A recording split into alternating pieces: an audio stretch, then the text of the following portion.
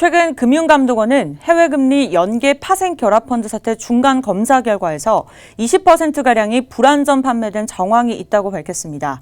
현재 금감원 분쟁조정위원회는 조사 결과 등을 바탕으로 금융회사의 손해배상 비율을 논의하고 있는데요. 자세한 내용들 취재 기자를 통해 알아보도록 하겠습니다. 사모펀드 운용사 라임자산운용이 모펀드 2개에 재간접 투자된 펀드의 상품 판매를 전격 중단했습니다. 금융회사 30여 곳을 통해 3,000명에서 4,000여 명의 개인 투자자에게 판매된 만큼 피해가 불가피할 것으로 예상이 되고 있는데요. 장민선 기자와 자세한 내용 나눠보겠습니다. 장민선 기자, 현재 상황 전해주시죠. 네, 라임 자산운용이 6,200억 원 규모의 사모펀드 상품 판매를 전격 중단했습니다. 지난 9일 사모채권이 주로 편입된 디플로 FID 1호와 코스닥 상장사 전환사채와 환매 인수권 부사채 등에 투자한 테티스 2호의 환매를 각각 중단하기로 했다고 라임 자산운용이 밝힌 겁니다. 이들 두 개의 모펀드 규모는 약 1조 1,000억 원입니다. 이 가운데 환매 중단 대상 설정액은 약 6,200억 원입니다. 운용사 측은 상대적으로 낮은 시장성으로 장내 매각을 통한 자산 유동화가 용이하지 않고 무리하게 자산을 매각하면 큰 비용이 발생할 수 있어서 환매를 중단한다고 설명했습니다. 또 테티스 2호의 경우 사놓은 CB나 BW는 7월 이후 코스닥 시장의 전반적 약세에 따른 발행기업의 주가 하락으로 주식 전환을 통한 유동화가 어려워 환매를 중단할 수밖에 없다는 입장입니다. 네, 해당 펀드에 투자한 투자자들의 입장에서는 환매 중단에 따른 대책이 어떻게 될 것인가에 대해서 중요해질 텐데요. 라임 자산운용 측은 어떤 내용일까요? 네, 라임 자산운용은 우선 편입 자산을 최대한 빨리 유동화할 방침이라고 밝혔습니다. 환매 대응을 위한 유동성 확보 과정에서 오히려 자산의 무리한 저가 매각 등으로 투자 수익률이 저하돼 투자자에게 손실을 끼칠 가능성이 있다며 펀드 가입자 보호를 위해서는 관련 펀드의 환매를 중단하고 편입된 자산을 안전하게 회수하는 게 가장 중요하다고 판단했다고 설명했습니다. 또 고객 피해 최소화를 가장 큰 목표로 합리적 가격 범위에서 자산을 최대한 신속히 회수할 수 있도록 노력을 다하겠다고 덧붙였습니다. 노력을 하겠다는 입장만으로는 투자자들의 불안이 해소되기가 어려울 것 같은데요. 현재 투자자들의 상황은 어떨까요? 네, 이번 환매 중단은 펀드의 영구지급 불능을 의미하는 것은 아닙니다.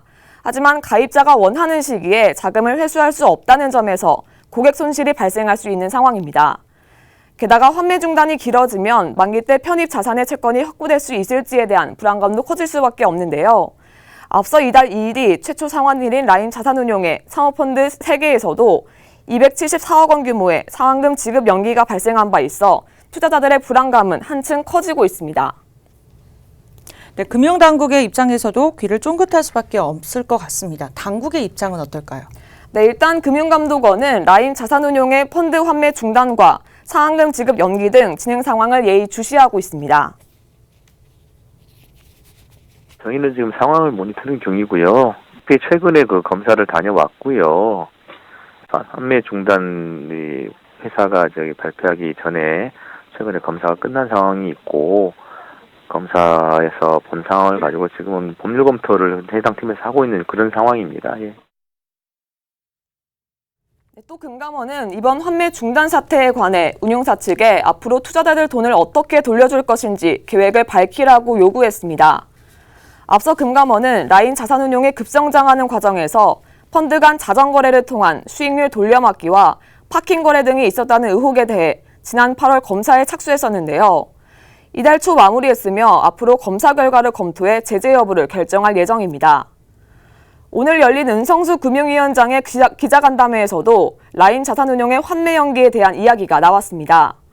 이 자리에서 은 위원장은 금감원을 통해 지속 모니터링하고 시장 불안 요인으로 작용하지 않도록 대응해 나갈 것이라고 밝혔습니다. 네, 최근 시중은행의 불안전 판매로 논란을 겪었던 DLF 사태와 비슷하다는 지적도 나오는 것 같은데요. 네, 맞습니다. 라임 자산운용의 헤지펀드는 금융회사 30여 곳을 통해 3,000에서 4,000여 명의 개인 투자자에게 판매됐는데요. 개인 고객에게 집중 판매한 증권사와 은행 등에도 불똥이 튈 것으로 예상돼 제2의 DLS 사태가 아니냐는 목소리도 나오고 있습니다. 일각에선 라임 자산운용 펀드도 DLS처럼 고객에게 상품의 원금 손실 위험성 등을 제대로 설명하지 않고 펀드를 강행했을 가능성도 제기하고 있습니다. 네, 아무쪼록 개인 투자자분들의 피해 없이 사태가 마무리되기를 바라겠습니다. 지금까지 장민선 기자였습니다. 수고하셨습니다.